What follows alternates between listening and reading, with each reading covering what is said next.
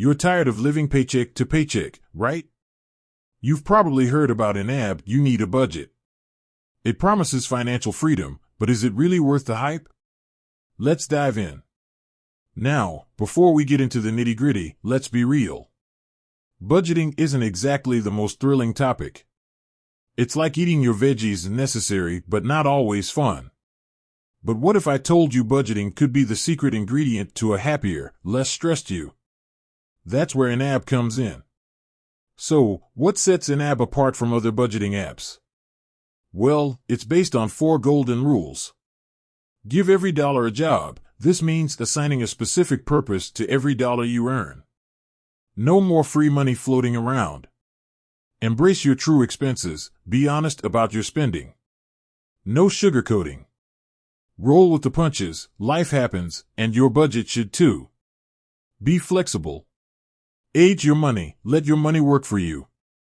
By saving up for future expenses, you're essentially making your money earn interest. On paper, it sounds great. But does it actually work? Let's break down the pros and cons. Pros of YNAB.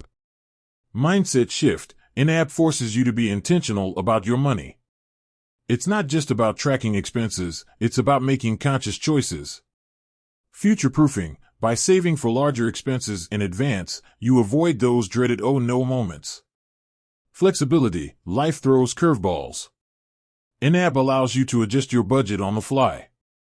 Community. The YNAB community is incredibly supportive and full of helpful tips. Cons of YNAB. Steep learning curve. It takes time to grasp the YNAB method.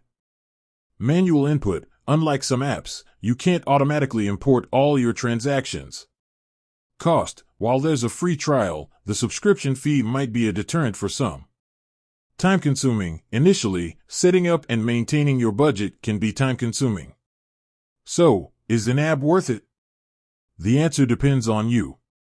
If you're someone who struggles with money management and is willing to put in the effort, YNAB could be a game-changer. But if you prefer a simpler approach, there might be other options out there.